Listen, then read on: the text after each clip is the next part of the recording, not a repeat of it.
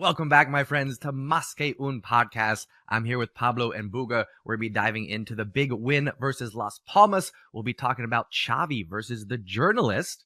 We'll be talking about Cubarsi and Fort maybe signing some new contracts with some big buyout clauses. But the first thing that we're going to discuss is some big news for the pod.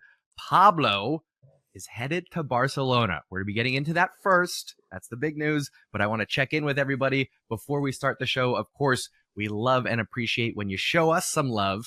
Drop a like, subscribe, share, do all the things that support the channel, help us grow. It really does make a difference. So make sure you do that. With that out of the way, let's dive in. Pablo, we're starting with you because that's the big news. You want to share with everybody what's happening, and then we'll jump over to Buga? Yeah, sure. I mean, I don't know how much people have seen, I suppose, for our loyal fans. I mean, yeah, a few weeks ago now, and now I'm actually here. I've moved to FC Barcelona. I've joined as a journalist, content creator, sports commentator. Sort of like dream job. Obviously, I spoke to these boys about it a few weeks ago, but thank you to everyone in the comments. I know there'll be a lot of people, loyal fans of our individual channels for a lot of years now, and of course of the podcast too. And I really appreciate it all. And of course, you two boys as well, who've helped me massively along the way. And it's not life done now. Obviously, it's just the start of things. And, I'm initially on a 3-month contract with them. So, obviously it's really exciting. I went to Montjuic for the Las Palmas game. So was there in the pouring rain and windy and cold. It's been weird weather here in Spain. But yeah, move is underway. And I'll be starting very, very soon. Probably, a day after this comes out, really. This will come out on the Monday. I'll start on the Tuesday. Dream come true, really, all things considered. And, obviously it's massive. Yeah, it's massive. Yeah, I'm buzzing. I'm interested to see what I get up to. Hopefully some cool things. Yeah, I think Barcelona welcoming you with some rainy weather just wanted you to feel at home coming from England. I know, it's vile. It's vile, literally. It's the same as the UK, honestly. I'm like, what is that? I don't think of Spain like this as well. Like, whenever I come to Spain, it's like the relief for me. It's like the scorching sun. It's been really weird to walk around the streets in my coat, in like a big roll neck, freezing, windy, wet. I'm like, it's really, really odd to be in Spain. It doesn't feel like Spain, so I'm just waiting. I'm going to give it a bit of time. Yeah, it'll come around, I'm sure. Buga, how you feeling over there, my guy? I'm good. I'm excited. I feel like our little, I don't know what you say, like pigeon or cup has left the nest. Our little baby bird flying the nest. Baby bird has flying. So yeah, 100%. And nothing. I'm really excited for how we're doing. We're setting up big things for this podcast as well as continuing. And like we were discussing, I just want to have this message because like I've been reading the comments, I've been looking at the videos, I've been seeing what all you people have been talking about, and you really do seem to enjoy this. And what started like a little project is something that it also motivates us to be more and more engaged with it. So I just want to say thank you to every single one of you who are tuning into our podcast every single week. And yeah, we're doing this for you guys. We're a group. You help us, we help you. It's back and forth, baby. Yeah. We are building quite a community over here. And as Buga said, we do read the comments, we see the questions, and we appreciate the interactions. So Pablo, I know there's going to be a lot of questions and comments about your move to FC Barcelona now. So you are currently in Spain. One thing that I think would be cool for the listeners to hear, could you give just a little bit of history, a little bit of context for how did you get the job that you have now for Barcelona? Because I'm sure a lot of folks are going to be like, oh my gosh, I want to be Pablo. So how did you get to this job offer for Barcelona? It's a funny one. I won't go too in depth, but I always, whenever the day you were born, and then no, but to be fair, whenever I listen to podcasts about people who've got into like good positions or like their dream job, I feel like they never explain the process properly. They go, oh, well, I got contacted by this person, and then I went to that, and then I was in there, and I'm like, yeah, but like that's not the full story. Like, basically, what people need to know is that it wasn't an overnight thing at all. I've been producing like football content and building a portfolio for God knows how many years now. I've done all sorts of things, and in each of those individual things, there are a lot of steps to get to the thing. Even with Malsall Football Club, the stuff I did, I had to email a lecturer at Falmouth University, the university I study at, and then he told me there was a club to come to, and then I went to it. But even before that, I had to have a lot of conversations with him about how things would work. It's never as simple as I emailed this person, they said turn up, and it went from there. Mm-hmm. There's so many little steps in between. So I just want to preface that I'm not going to do all of them because I'd be here for 2 hours literally. But like,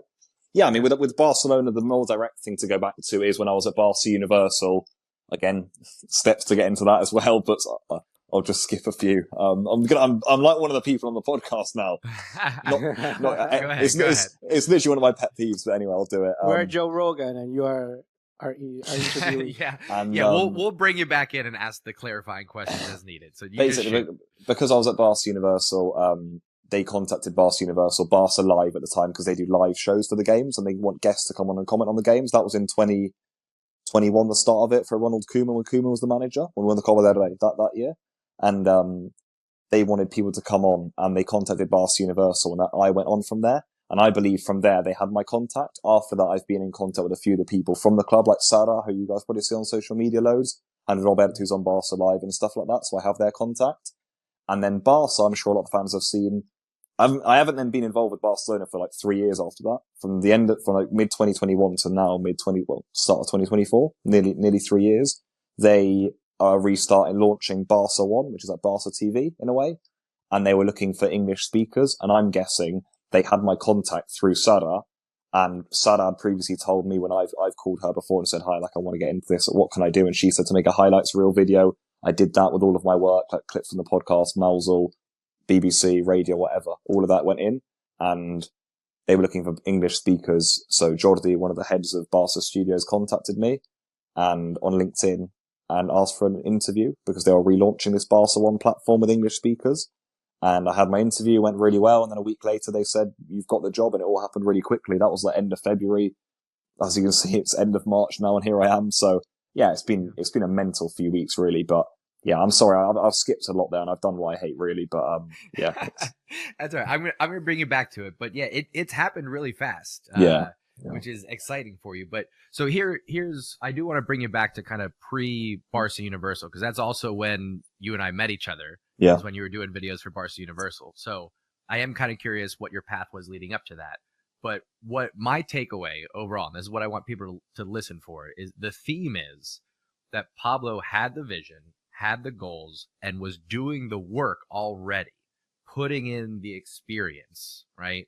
And then the opportunities come and he's ready for it. That's something that I think all of our listeners could hear. So listen to that takeaway from the stories. But now, Pablo, back to your journey. What was pre-Barca Universal? Because I think from there, it makes sense that you're doing different videos, you're doing different journalistic projects.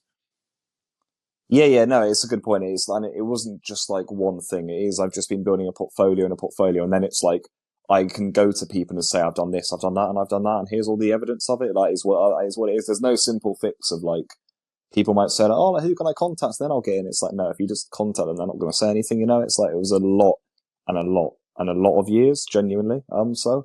But yeah, I mean, before Barca Universal, not much, to be honest. I made YouTube videos, which anyone can do. I set up my YouTube channel, and I made YouTube videos, not to that many viewers. But to be fair, I'll say this, people think they need to have like thousands of views. The employer doesn't really care about the views. When I make my highlights reel to send to Barcelona, they don't look at how many views it got, because they're just looking at the content. They're saying, is he a good speaker? Is he clear? Is he good at what he does? And if it has 30 views, then it has 30 views, but they know, okay, that'll be good on our platform, we'll take it. And then it can have 1 million views. It's like, so before that, I was literally just making YouTube videos, on my channel, often about Barcelona. And the only way I got into Barca Universal was because I followed an Instagram account that did posts about Barcelona that I really liked, and I used to DM him a bit about them. I didn't know he was at Barca Universal, and then he contacted me in lockdown COVID and said that they were looking for a YouTuber, because I think I'd added him in one of my videos, just randomly, because I wanted him to see it or something. And it's weird things like that. But yeah, that was the pre Barca Universal. I hadn't done that much. I'd done a bit of writing. A-levels wasn't anything to do with football, and it was mainly I'd been making FIFA videos since I was really, really young, like 12.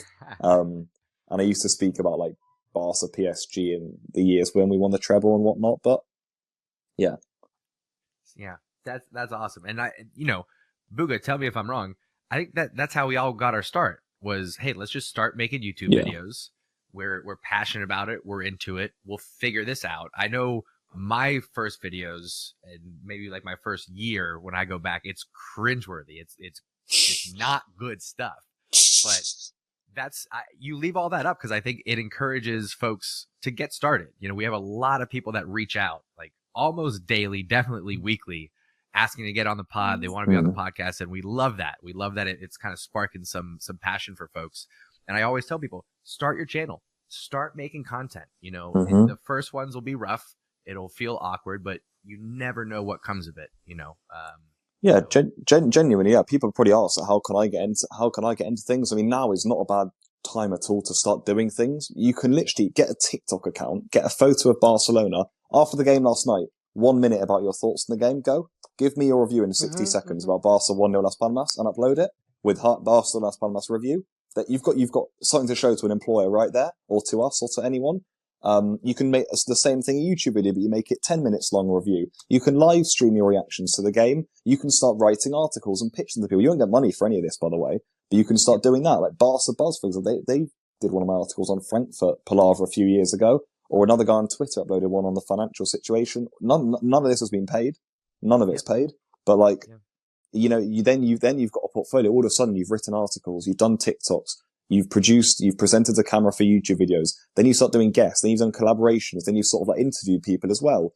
You know, all of a sudden you've built yourself a bit of a portfolio there, and you've got stuff, physical, tangible things to show people. Other than I want to do this, you know, if you can just make things for yourself nowadays.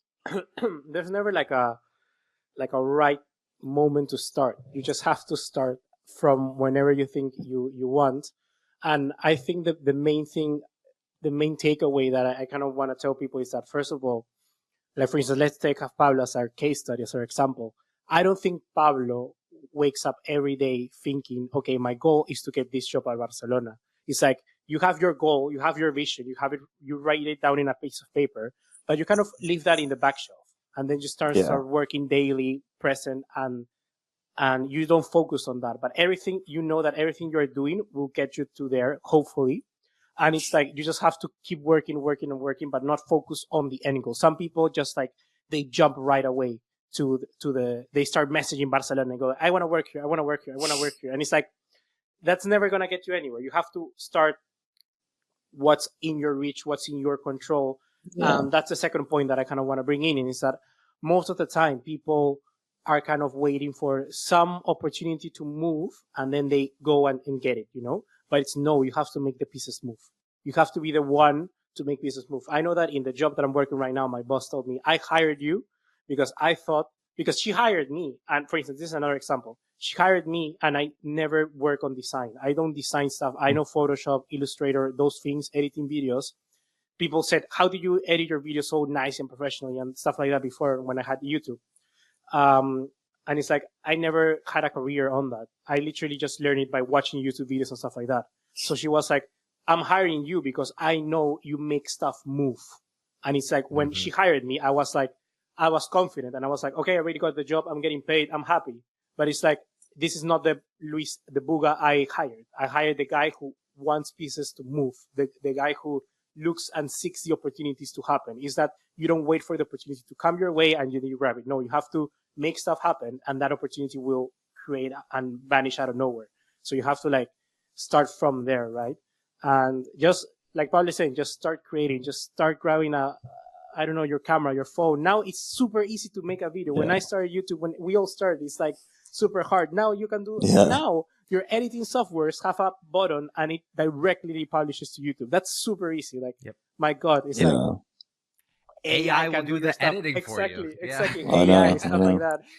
One of the comments that we get from the haters is, oh, anybody could just start a podcast. And I go, yes, that's a point. Literally, anybody can start a podcast. It's actually just as easy as being a hater in the comments. Like, for anyone who's out there listening to this going, oh, these guys are stupid, here's why they're wrong. Pick up your camera and tell us why we're wrong. Start your channel. You know what I mean? It's that easy, folks. Anybody can do it. Don't wait. You don't need the microphone. You don't need the lights. You don't need the headphone. You don't need any of that, right? The sun comes up every day. There's your light. You have a phone. There's your camera. It's got a great microphone. That is all that you need. Go out there and create content. Yeah. and have fun doing it. Yeah, that's the most important stuff, guys. Have fun doing it, and don't.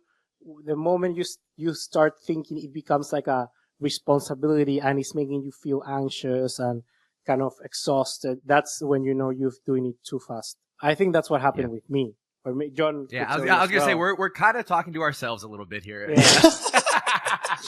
That's also work with people, because, like, for instance, this is way fun because we're working with three people.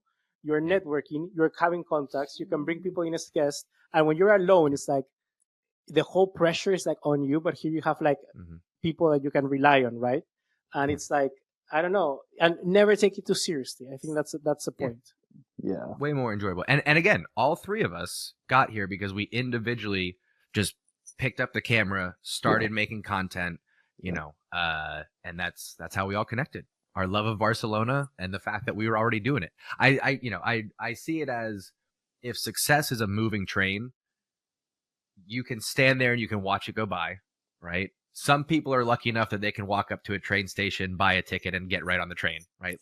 But for the folks that aren't in those positions, the easiest way to get on that train is, when it's at a pace that you can catch it, is to run alongside it and get a handle and pull yourself on, right? That's way easier than standing there and try to grab the train as it goes by. Start running with the train of success. That is, I think, the metaphor that I would tell these young folks, is start moving. Anyway, no more preaching from me. Pablo, back to your move to Barcelona. One question I have for you: what are you most excited for in terms of this move for Barcelona? I think it's got a bit. Duh. Yeah. I mean, that ties into like what I'm going to be doing. So as I understand, the main role I have will be going on Barca Live. So Barca Live is like a show that FC Barcelona do on their channels. You can go on their YouTube channel. It's a live show every game, and it's like in the studio, and you sort of talk about the game and analyze things, I suppose. And so as I understand, I won't be like on the pitch in the stadium. I'll be in the studio for all the games, which is quite a while away. Actually, from the ground and whatnot. But anyway, and then during the week, I'm unsure. And that's what I'm excited about. I think the stuff I'd be most excited about is like meeting the players, doing stuff like reporting from training, or like if you get to do like a little bit with one of the players, like off camera during the week, that like then goes out on the club socials later, like anything like that would be really cool. But again, for these first 3 months, I don't know my role. I'm hoping it develops, and I get to go do all sorts, and I'm sure I will. I mean, at the moment, like I said, all I know is my title is, or what even is my title? Journalist, journalist, content creator, and sports commentator. So I think I might be doing some Femini games if they need a commentator, or like some Barca Athletic games, and then Barca Live for the first team. And then during the week, I don't know what, like editing little videos, reporting from like a training session, translating a press conference for the website, reading up the news of the week. I genuinely have no idea. I'm going on Tuesday, like a blank canvas. Like, what am I doing? And I'm guessing it changes week to week. If it's a week we got a week coming up soon, but we play PSG and Real Madrid in the same week, like, I'm guessing that's quite mental, and you're thinking about a lot of things to do with the games, right? Like, but that'll be different to a week like the one we're about to have, where there's nothing going on really until PSG. So like, I'm guessing with a football club, it changes week to week, the content, but I'm in Monday 9 to 5, so it'll be filled with that, I suppose. Yeah, that's awesome.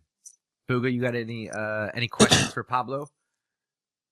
Not really. I just want to say, like, be a sponge and learn everything, and most important, like, have fun doing it, and just that, because I think that you're living through a lot of people what they kind of want to do, and I think that we are here watching through your lenses and stuff like that. I know Boog and I might be as excited as Pablo. Yeah. Like, I've been telling everybody, like people that don't even watch football, I'm just like, so I got this friend Pablo, and now he's working for Barcelona. So I told a friend, like, and it's like, oh my God, that's so cool. Like, now I'm friends with a friend that is working there. Well, this is now, I mean, like, you're now my friend with the coolest job. You know what I mean? Out of all my friends, you're number one in terms of coolest job, and it's by leaps and bounds. So that's exciting. Thank you. I don't know. I have a friend that works like doing spaceships, so that's also kind of cool. Don't care. Is it FC Barcelona spaceships? Okay, then All right. Can that spaceship get him inside the Barcelona stadium? No? No, Okay. I don't think so. Not I don't exciting. think so. Yep. Oh yeah, no. To be fair, I want to say that. Thank you. It's actually been mad. Like you can tell the people find it crazy. It's one of those things that when you're in it, like probably because of the stress of the move and everything, or maybe I haven't been able to like appreciate it as much. It's one of those things. If I told myself even like 2 months ago, like a year ago, I would like start like screaming, you know. And then once you're in it, you just go with the pace of everything, and you're all like calm and like trying to be all like professional. And obviously the move hasn't exactly been pleasant, really. I'm not going to lie, the last like, month with everything. So like it hasn't been, you know, one of those like jumping for joy. And you have to say a lot of sad goodbyes and everything. So yeah, I mean, I suppose change hurts as well in life, you know. So that's something I'll say as well to people. But it's great when I see all the messages. Like when I did that Twitter post, my phone has never ever been like that in my life. Genuinely, never. Yeah. I couldn't believe I did it on Twitter and Instagram at the same time, and my phone genuinely was like a. Well, for me, maybe for other people, other famous people would go like, "That's nothing," you know. But like, it was just the amount of messages. I've never had that many messages of people in my life on the DMs and everything. So it was crazy. So I really appreciate that from everyone, you know. And I want to get started and hopefully, you know, impose my personality on things, you know, and not get swallowed up. And I suppose show why I'm there in a way, you know. I suppose that's the main thing. I want to try and get there because I suppose it's quite easy to walk into a place like that and get like swallowed up a little bit and like, you know, hide away from things. And obviously I don't know Spanish perfectly as well, or any Catalan. So, you know, I want to make sure that when I go there, I show the Pablo that they hired, you know? Yeah. And I also think that this is like for someone who actually wants it. Like, I know you've been working like stuff like that, reporting and stuff like that, like, and you've been doing the grind. I love that word, the grind. Yeah. You've been grinding it out. And I think it happens to what you want. Like, that's something for someone that you want, for someone who wants that. Like, it's easy for, let's say, they didn't just grab like someone who does a YouTube video, like YouTuber, and say, okay, I'll do it to that person, you know? But this is to you that you actually want to do stuff like that. So that's good as well. And I think that it's like, it fits perfectly with you and your goals and sets and stuff like that, you know, and objectives and stuff like that. So yeah. Yeah. Pablo into the big leagues, as they say. And I know he's going to do a lot better job than some of the folks that Chavi's been dealing with lately. Let's transition to that. Have you guys seen the headlines around Chavi? Actually, it seems like he's taken some of these journalists to court now. I'm looking at the tweet from Fabrizio Romano. Yeah. He says, Chavi confirms he's filed complaints against 2 journalists. Says, yes, it's true, and this has never happened to me before. I understand the criticism, but I don't tolerate lying or inventing things. After some very big lies, it's time to say enough is enough. Chavi fighting back on this one. What do we know? Have you guys looked into this at all? I heard a bit, and even though I don't think it's right for us to continue covering stuff like this because like we're giving the people more clicks for lies. I just gotta say, like, you don't need to lie or do fake clicks news. For lies. Here we go. You don't lies for likes. You don't have to like lie to get likes, and you don't have to make fake news to. This goes also nice with what we were talking about. Like, if you want to produce content, you just don't have to produce content of going like, let's say, Fermin Lopez had the worst game ever. Oh my God, he's trash. Like, you don't have to do that. It's like, if you create good content, people are going to come around to your good content. It's easier, yes, to create a hype train against Xavi out and stuff like that. It's easier to do that. But how fulfilling are you going to feel with your job? And I feel that that's what I'm coming around with the people, like I say, they grind, the work. Those journalists that tell lies about Xavi, it's like, how they were probably thinking more outside. There's nothing that's never going to happen. So Xavi is good that he's coming in, and hopefully we're changing this culture, because the best work is really what you can just say honestly. And I think that's the best opinion, because no one, I think, is against criticism. You just have to not be like toxic criticism. I think that's the difference. Yeah. Pablo, what's your take? Yeah, I mean, it's a weird one, because I think there's probably been a lot of lies by journalists before, by the way, with Barcelona. I can't imagine this being the first. I mean, we hear all sorts of stories about stuff that the journalists claim the coaching staff or the players have done before, and maybe it's all been true, but I believe this one was Javi Miguel now, and Xavi cracked down on the fact that he said Javi Miguel claimed that Xavi asked all like the coaching staff or all like all the players to put their phones on the table and see who was the one leaking stuff to the press. And Xavi said that never happened. But if I'm not, I believe that probably has happened quite a few times before in terms of journalists saying things that probably aren't true, or that they've got from, false information. They say that Xavi today said this to the players, or this player did this in training today, or like, and that sort of stuff. I feel like happens a lot at clubs like Barcelona and Real Madrid. So yeah, I mean, look, fair play to him for cranking down on it, because we do hear an awful lot of stuff, and I suppose the more you crank down on it, the less it will happen. And I think these days we hear everything from the dressing room, and I think that can be a bit unhealthy sometimes and unhelpful as well for the environment to win matches and stuff. So yeah, I think it's fair enough to Chavi, but it was interesting because Javi Miguel always sort of came across as one of his friends, the one who sort of knew inside the dressing room.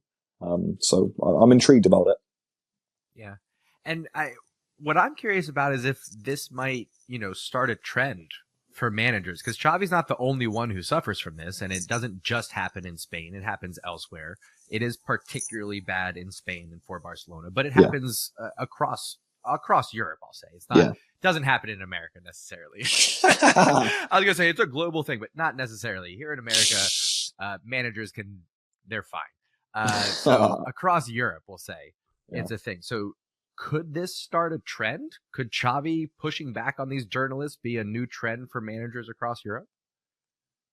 I think so.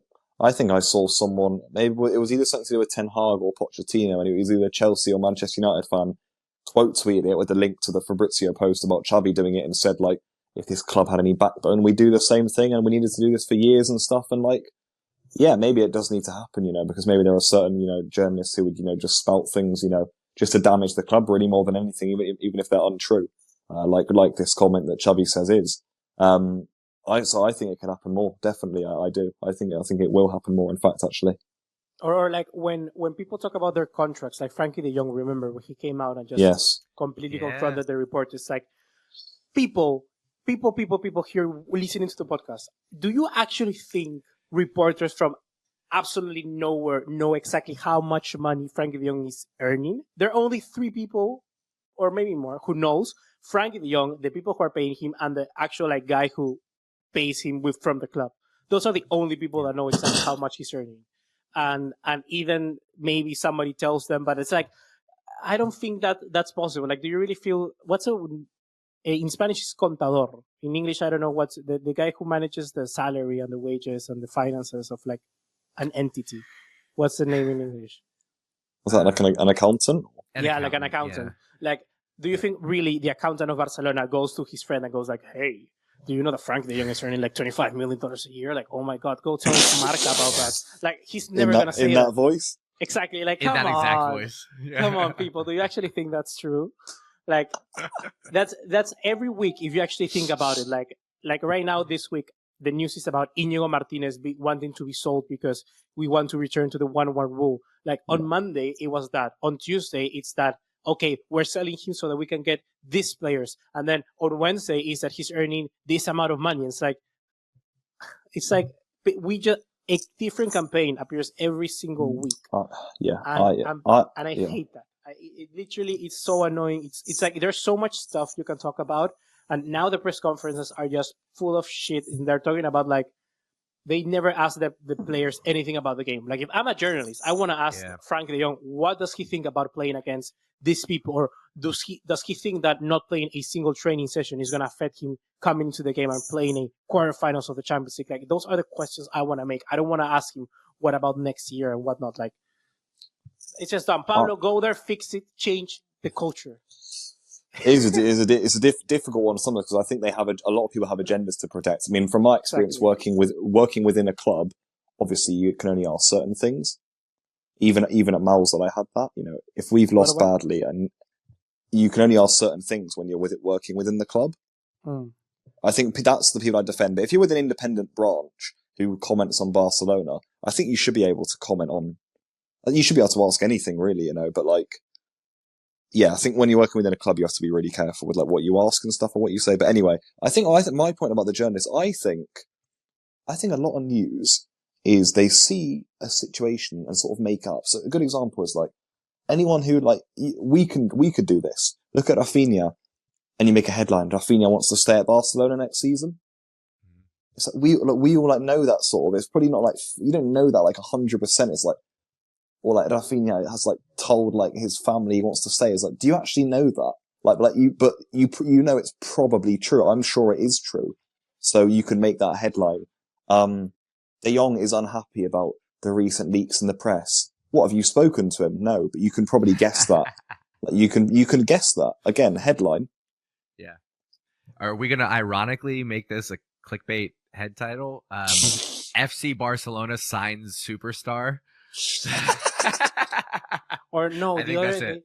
The other day I read like I don't know. I read like an article that's like a news that's like, oh my god, this player is the biggest superstar like ever. Oh no, like let's say Atletico Madrid. Atletico Madrid are annoyed because Bologna is trying to sign their biggest superstar, and I'm like, Bologna is gonna sign who? And then I check the players, and they were talking about like the reserve center back, and I'm like, he's not a superstar. Like, come on. Yep.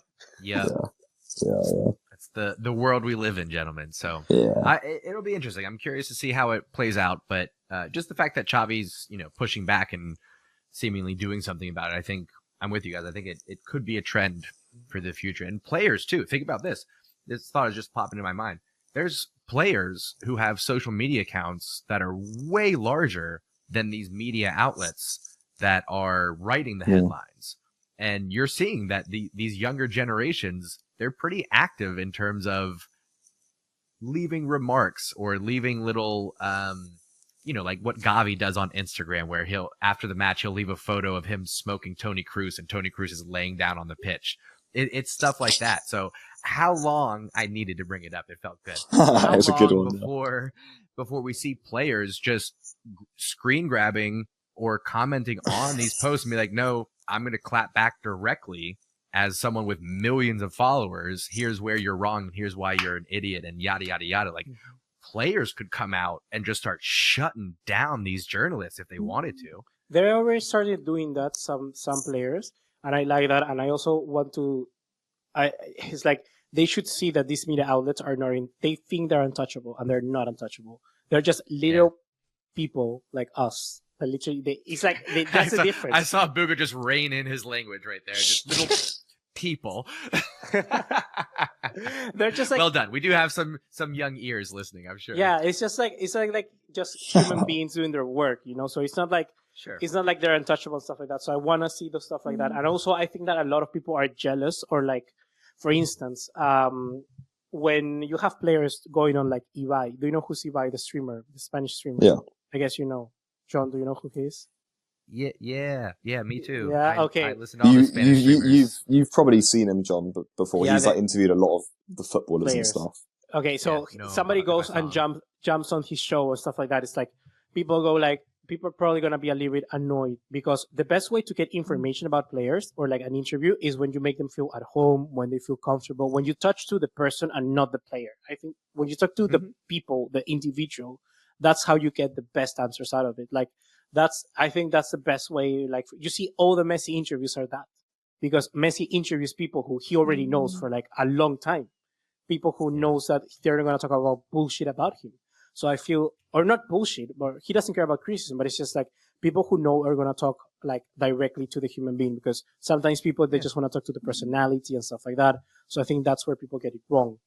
And people. So if you ever want to be a journalist or whatever, be honest. There's no need to be fake and whatever. Yeah, no, be genuine. Yeah. Be genuine. Be genuine with what you want. If you want to say something harsh, be harsh. That's it. Yeah. But be honest with it. I'm with you. Don't say be double. It with your chest, as Kevin Hart would say. So I mean, we're just dropping so much advice for folks. I hope everybody's. It's a very like therapeutic. It's a very like therapeutic, like educational episode, isn't it? I think everyone's really gonna weird. leave it with like. Everyone's going to leave it with like a little bit of like a tear in their eye and a few like notes made. Well, I mean, it is a big deal. You know what I mean? Like, Pablo's going to FC Barcelona. That's huge. So it's I think it's gotten our wheels turning.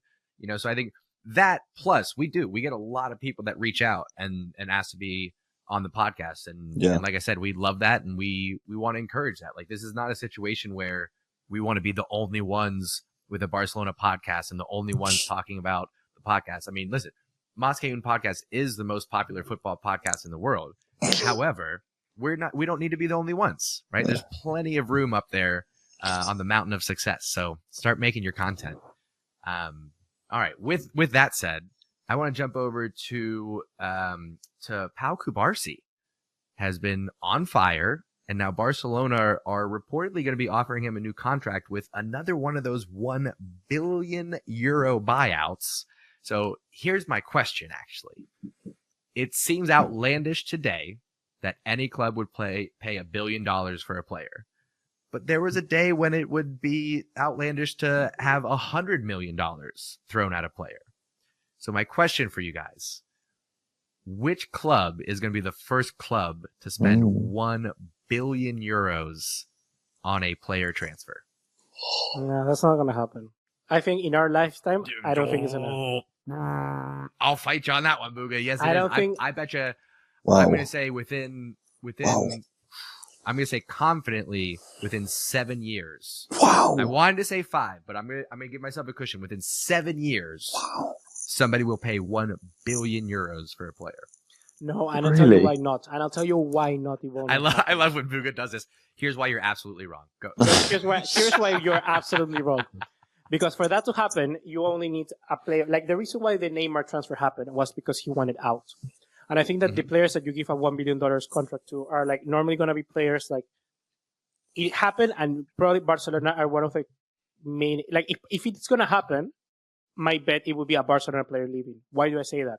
Players that come through a club and they be given these contracts. Normally, when you're an institution like a Chelsea, for instance, sorry to bring up Chelsea, but like Chelsea, you bring up Chelsea, for instance, or I don't know, whatever other club like Frankfurt. Not Frankfurt, that's a bad example. But, you know, clubs who can actually... mid-table club you want to bring up. Yeah, exactly. Throw us in with Frankfurt. You know, Chelsea or Frankfurt. I mean, like, they don't have that much of allegiance to their players. And I think that to pay that $1 billion, you actually do need, like, a player who wants to stay in the club, or you need to really seduce him to leave and stuff like that. And I think that's the difference. Because the money, the best way to say this is like, in other words, you have to pay €1 billion, dollars, whatever, to break the sort of relationship that player has with that club. And I don't think that money will ever break that. You know what I mean? Like, yeah. Like Neymar. You're saying the situation would have to be so specific for a player to have that in their contract, for another club to be willing to pay it, and for that player to be like, yes, I will break ties with this club who was willing to give me a $1 billion. Also, right? Exactly. It has to be so specific. The issue is, though, if that player is willing to leave, then usually, actually, unless the club refuses to negotiate, but usually my point is if a player wants to leave, the club will just bring the price down and say, okay, well, we don't want someone who doesn't want to leave then. We'll let them go. Other than really specific cases, you know, they would agree to like negotiate and bring it down. You know, obviously, like not to $1 billion. $1 billion is just so much, because like, the world record is still 222, right? That hasn't been broke, and that's why I'm surprised. Yeah, exactly, yeah. It hasn't been broke since Neymar, and the thing with Neymar is that like I think it's very specific, because it's like he wanted to leave, Barcelona didn't want him to leave, and then Neymar, if you're being honest, Neymar was the one who went to PSG and said, like, I want to join you. You have to pay this. He brought the money to the club. It wasn't the other way around. So I'm not sure whether, like, Lamine Yamal would. It's like you need to find a club that's willing to pay that. You need to find a player who is so adamant on leaving and wanting that to happen. And then, like, there are so many different factors that need to come into play, and I just don't know which player will ever be that. Like it's easy. It's cheaper to just simply buy somebody else than to pay $1 billion for Pau Cubarsi. You know what I mean? Like it's cheaper to find gold somewhere else. Here's how I see it playing out. Barcelona is the first club to start the trend of this €1 billion buyout, right? Are any other clubs doing that right now? Real. Okay, Real. All right. Well, whatever. We've started the trend, right? So those are two Spanish clubs. Okay, so the trend starts in Spain. As soon as that gets more popular, all the top clubs across Europe, and it just becomes a default that you start slapping on these €1 billion buyouts, right? Or release clauses, whatever you want to call it. Eventually, the more we have, the more 1 billion release clauses we have, the more likely it is that somebody from Saudi Arabia is going to go, a 20-year-old Brazilian who's not quite broken through yet, and he's got a huge name because he's getting time on the national team, and we could get him for 3 years to come and play for us, and then he can, as a 23-year-old, go and have a full career. There's going to be some 18, 19, 20-year-old that goes, you know what? I feel like I'm ready. I'll be the biggest name in football if I go to this club in Saudi Arabia for $1 billion, have a successful 2-3 years, and then as a 23-year-old or whatever, about to enter my prime, then I start my European career. I could see that happening. So I'm you mean like shoot my shot and say Al Hilal, first club to spend €1 billion, and it's going to be within 7 years. Yeah, you mean like it would more be done for the name? That is something Saudi Arabia would do, to be fair, because they would just do anything to make themselves like relevant within the world of like European football. Yeah, think about this, right? Let's use a former situation just to kind of get the context, right? Let's say Mbappe, before the move to PSG, right? He's at Monaco. He's how old at this time? Is he even 20 yet? No. Right? So we're talking 18, 19. When he was at Monaco, huge name. He's about to be a world superstar. Just had a 1 or 2 big Champions League performances. PSG are going to sign him, but right before that, a Saudi Arabia club comes in and goes, hey, hold on. For 5-6 times what they were going to pay you, let us give you that salary and just come for 2-3 years, right? You'll be 21, 22, and then you can go play at PSG, but you'll be a billionaire. How about that? No, I feel somebody's going to say yes to that. I feel it's going to happen more. Like it would happen more at this stage of Mbappe's career. Like it would happen more of the stage of where he's at PSG. But then he's going to go to Real Madrid, but it's like Saudi Arabia comes in and goes like, hey, okay, this is the amount. I probably don't think a 1 billion transfer is going to happen, but maybe a 1 billion contract will. That's different. But here's the X factor in that though. If you do for a Messi and Mbappe, a Haaland, right? That is the peak of football. You're asking them to step down from that competitive level. And I think that's harder to do when you're in your prime and you're sacrificing that versus you're so young, you have so much ahead of you. Just wait like 2 more years. Wait 3 more years, then go into all that. I'll bring you. I'll raise you up a level. I think my kid will be the 1 billion transfer. Who? My kid will be the 1 billion transfer. Your kid? My kid. I'm gonna go to Brazil. I'm gonna get a 5-star skills. Yes. The ladies Wow. on alert. Baby Buga is coming to Brazil. Have you not seen those memes? Have you not seen those memes? Or that's only happening in South America? I think we have very different algorithms, my man. In South America, it's like, friends, I have an idea. We're going to make $1 billion. Let's go to Brazil. Let's have a 5-star skillers, 5-star weak foot Brazilian wonder kid, and let's sell him to Real Madrid. Yeah. We're going to be millionaires. Yeah, it's a classic. Project Mbappe. Exactly. All right, Buga, you can tell my wife that's what we're doing.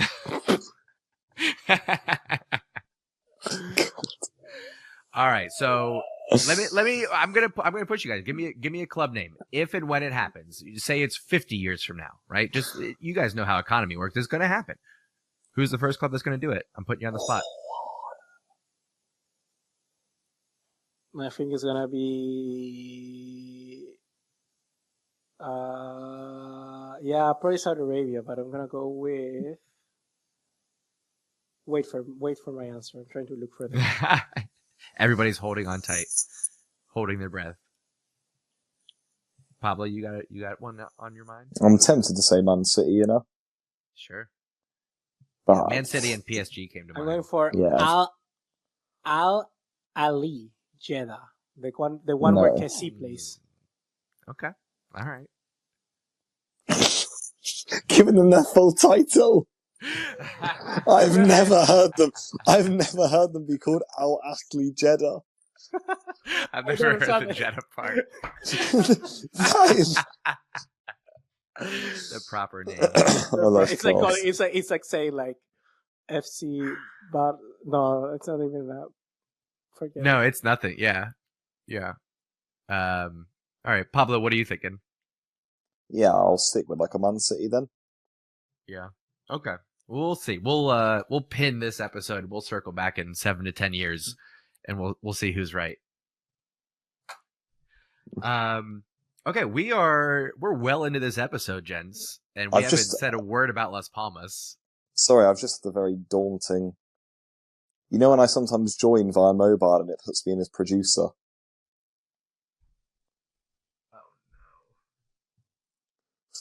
We could be fine because I'm on the new link, remember? No, yeah, it's fine. You're here as a guest. It is. Yeah. He's here as a guest. Okay. Yeah, oh my gosh. Sorry, it just came to me and I thought because Borga, you've put that new link in the chat. I'm all good, aren't I now? It was when I joined on via the old link. It put me in as producer whenever I join mobile for some reason. I think this new one, I just join. I don't have to request anything. I'm just in. So. All right, we'll talk about that. That's a bit of behind the scenes content. Yeah, a little behind the scenes. For those of you that just saw my heart drop into my stomach, it's because for those of that have been listening, there was sort of a lost episode where Boogan and I were spliced together, just kind of talking to a ghost there for a bit, and I thought that was happening again. So, anyway, since that's not the case, since it's working, everybody's going to be able to hear everybody here. Could we jump into VAR?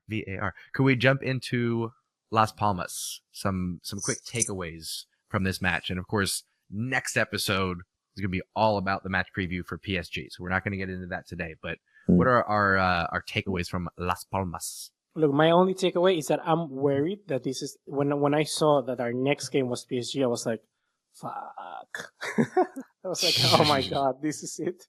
This is it. And this is how we're going. Not because like we're playing badly or whatnot, but because I'm like, I think this team needs a little bit more time, more rhythm to enter into, a game of that magnitude. And I think that a game against Las Palmas here, where we're playing against a team with a very high line, a team that plays the same our way, let's say, an attacking way as well. We just weren't up to scratch. We're missing plenty of chances. The team wasn't fluid. We were circulating the ball very badly.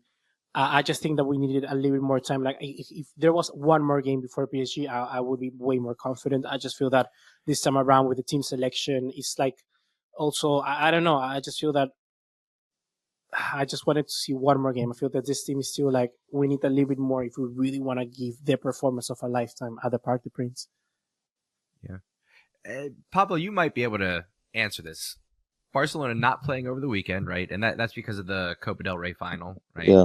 So is there any chance that Barcelona would do like a behind closed doors exhibition with a smaller club, like maybe somebody in the lower division of Spain or something like that, but they bring out their full 11 just to get a run out? Is there any chance something like that could happen?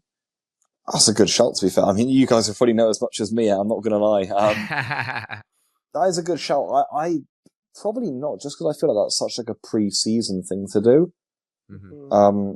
I can't imagine it would happen, but I tell you what, maybe an in-house game, first team versus second team in a way, would be worthwhile. Yeah. I don't know why they've called it off, by the way. Like, just let whoever's playing in the Copa del Rey play that weekend and let the rest of us play La Liga, because then we don't have to play midweek later on. But it's almost like, no.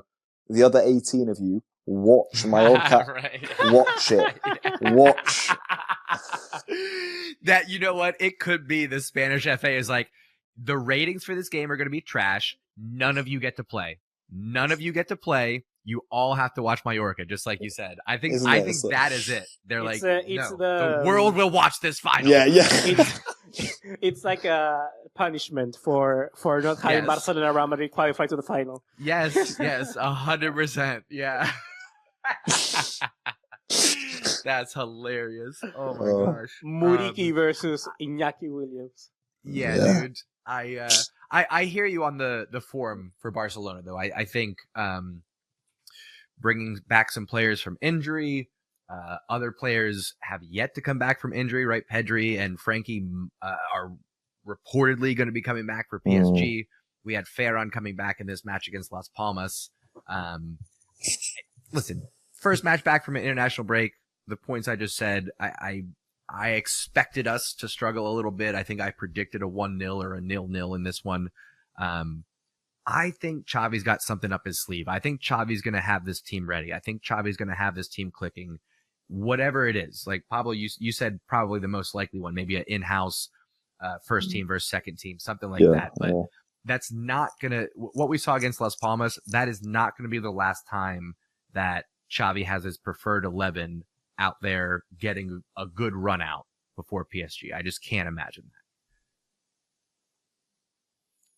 We need something. Yeah, we probably need something. Like you say, it was okay against Las Palmas. I agree. I sort of knew it wasn't going to be very good. To be fair, I don't know why. Just the international break cut us up a bit, and I think people came back late. Obviously, like players like Rafinha from South America, and they played their last game in Spain and whatnot. But the travel was huge and stuff. So it was always going to be the case, wasn't it? Really taxing games. Lewandowski went to extra time against Wales, and he was doing the qualifiers for the Euros and whatnot. It's like, it was always going to be one of those games. We've done well enough in the end.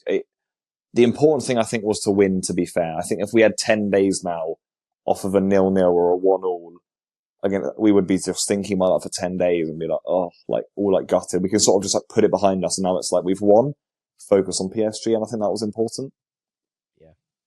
Yeah. Amen to that. And I think something that maybe folks didn't catch right away, I think every major player that was sitting on a potential yellow card suspension got their yellow card versus Las Palmas, so they're going to miss the match against Cadiz. Oh, did they? And be totally in the clear for El Clasico. Yeah, it was who was it? It was Lewandowski, Inigo Martinez, and Sergi. I think it was. I feel like it was somebody bigger than that. Maybe Cancelo. I forget who. Like yeah, maybe Cancelo. Maybe that was it. I don't know. Let us know in the comments. Somebody listening is going, "Hey, where's these players, you idiots? Oh my God, they let anybody have a podcast."